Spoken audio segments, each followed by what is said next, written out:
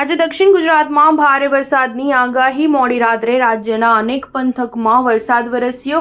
Road રસ્તા પર પાણી ફરી વળ્યા। છેલ્લા 24 કલાકમાં 78 તાલુકામાં વરસાદ। રાજ્યમાં ચોમાસાનું આગમન તો થઈ ગયું છે, પરંતુ હજુ પણ જોરદાર વરસાદી માહોલ જામ્યો નથી। હજુ અનેક જિલ્લામાં વાવણી લાયક વરસાદ વરસ્યો નથી। રાજ્યમાં વિધિવત પ્રવેશ્યા બાદ પણ ચોમાસું નવસારીમાં જ અટકેલું છે, જ્યારે રાજ્યના અન્ય જિલ્લાઓમાં છૂટાછવાયો વરસાદ પડી રહ્યો છે। ત્યારે ગત રાત્રે ભાવનગર, અરવલ્લી, છોટાઉદેપુર, હાલોલ સહિતમાં વરસાદ વરસ્યો હતો। તેમજ આજે દક્ષિણ ગુજરાતમાં ભારે વરસાદની આગાહી કરવામાં આવી છે।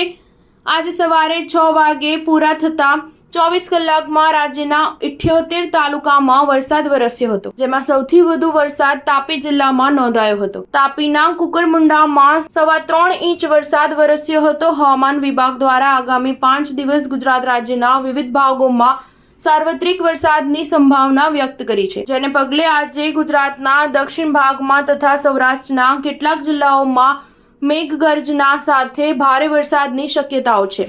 આ ઉપરાંત છેલ્લા 3 દિવસથી હવામાન વિભાગે ઉત્તર, મધ્ય અને દક્ષિણ ગુજરાત સહિત સૌરાષ્ટ્રના કેટલાક ભાગોમાં વરસાદની શક્યતા દર્શાવી છે। આજે દક્ષિણ ગુજરાતમાં ભારે વરસાદ, જ્યારે ઉત્તર ગુજરાત, મધ્ય ગુજરાત અને સૌરાષ્ટ્રના ભાગોમાં ઘણા ખરા સ્થળો પર ગાજવીજ સાથે હળવાથી મધ્યમ વરસાદની શક્યતાઓ છે, જ્યારે કચ્છમાં છૂટાછવાયા સ્થળોએ વરસાદી ઝાપટા વરસી શકે છે। હવામાન વિભાગની સવારની આગાહી અનુસાર આગામી 3 કલાક માટે એટલે કે બપોરના 1 વાગ્યા સુધીમાં રાજ્યના વિવિધ જિલ્લાઓમાં હળવાથી મધ્યમ વરસાદની શક્યતાઓ દર્શાવવામાં આવી છે, જેમાં 5 થી 15 મિલીમીટર પ્રતિ કલાક વરસાદ વરસી શકે છે। સ્ટાર ન્યૂઝ 7 હંમેશા સચ્ચાઈની સાથે।